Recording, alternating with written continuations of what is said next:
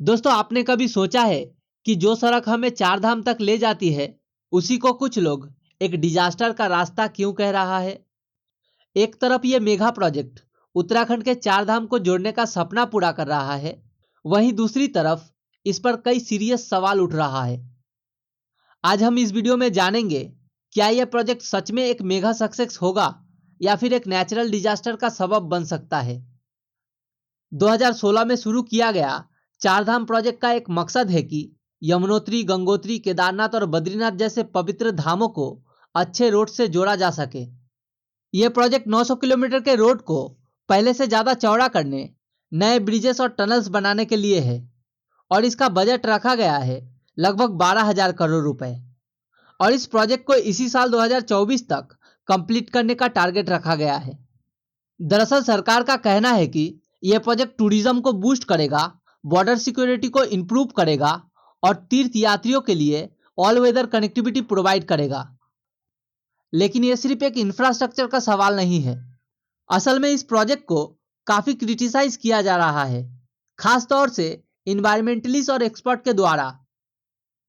सबसे बड़ा मुद्दा यह है कि हिमालयन रीजन, जो अपने इकोलॉजिकल फ्रेजिलिटी के लिए जाना जाता है, वहां इतने बड़े स्केल पर कंस्ट्रक्शन होने से बहुत बड़ा इकोलॉजिकल डैमेज हो सकता है।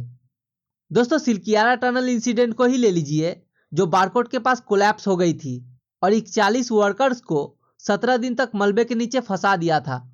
दोस्तों, यह प्रोजेक्ट को ब्लेम किया गया था फॉर अनसेफ प्रैक्टिसेस और यह सिर्फ एक एग्जाम्पल है। कई जगह पे फ्लैश फ्लड, लैंडस्लाइड और ग्लेशियर लेक आउटबर्स्ट का रिस्क भी बढ़ गया है। हिमालयज, जो दुनिया का सबसे बड़ा बायोडाइवर्सिटी रिच और जियोग्राफिकली सेंसिटिव एरिया है, वहां इस प्रोजेक्ट का इंपैक्ट बहुत ही डिस्ट्रैक्टिव हो सकता है। Wild life institute of India के रिपोर्ट के अकॉर्डिंग 31,000 से ज्यादा पेड़, 33 वाइल्ड लाइफ कॉरिडोर्स और 216 वाटर बॉडीज इस प्रोजेक्ट के चलते इफेक्ट हो सकते हैं। दोस्तों, इतने हेवी कंस्ट्रक्शन से जमीन की स्टेबिलिटी खत्म हो रही है, जिससे लैंडस्लाइड का खतरा बढ़ रहा है और यह सब रिवर के वाटर क्वालिटी और क्वांटिटी को इफेक्ट कर सकता है, जो नीचे वाले रीजन के लोगों के लिए एक बड़ा खतरा है। इस प्रोजेक्ट को सुप्रीम कोर्ट तक चैलेंज किया गया था। एक एनजीओ ने 2018 में पिटीशन फाइल की थी कि इस प्रोजेक्ट का इन्वायरमेंटल क्लियरेंस, फॉरेस्ट क्लियरेंस और वाइल्ड लाइफ क्लियरेंस सही तरीके से नहीं किया गया है। उन्होंने यह भी कहा कि ministry of road transport and highways की गाइडलाइंस फॉलो नहीं की गई थी, जो हिली एरिया में मैक्सिमम सड़कों की चौड़ाई 5.5 मीटर रखती है। दोस्तों, उसके बाद सुप्रीम कोर्ट ने एक एचपीसी यानी हाई पावर कमेटी बनाई, जो 26 एक्सपर्ट का पैनल था और उन्होंने सितंबर 2020 में अपना रिपोर्ट सबमिट किया। रिपोर्ट ने इस प्रोजेक्ट को रिकमेंड किया कि सड़क की चौड़ाई 5.5 मीटर ही रखा जाए, लेकिन गवर्नमेंट ने एचपीसी यानी हाई पावर कमेटी के रिपोर्ट को रिजेक्ट कर दिया और सुप्रीम कोर्ट से परमिशन मांगी 10 मीटर तक सड़कों की चौड़ाई करने की। दोस्तों, गवर्नमेंट का कहना था कि छोटे रोड से आर्मी और तीर्थ यात्रियों की सेफ्टी कॉम्प्रोमाइज हो सकती है। कोर्ट ने आखिर दिसंबर 2021 में गवर्नमेंट को कुछ जगह पर 10 मीटर तक सड़कों की चौड़ाई करने की परमिशन दी, लेकिन साथ ही कहा बाकी के हिस्सों में एचपीसी के रिकमेंडेशन फॉलो करना पड़ेगा।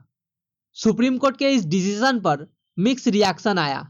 गवर्नमेंट ने इस जजमेंट को वेलकम किया और प्रोजेक्ट को जल्दी कंप्लीट करने का प्रॉमिस दिया, लेकिन इन्वायरमेंटलिस्ट ने इस जजमेंट को क्रिटिसाइज किया और कहा कि इससे हिमालयस की इकोलॉजी को डैमेज होगा।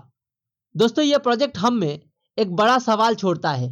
हिमालय जैसे सेंसिटिव रीजन में डेवलपमेंट कैसे बैलेंस किया जाए?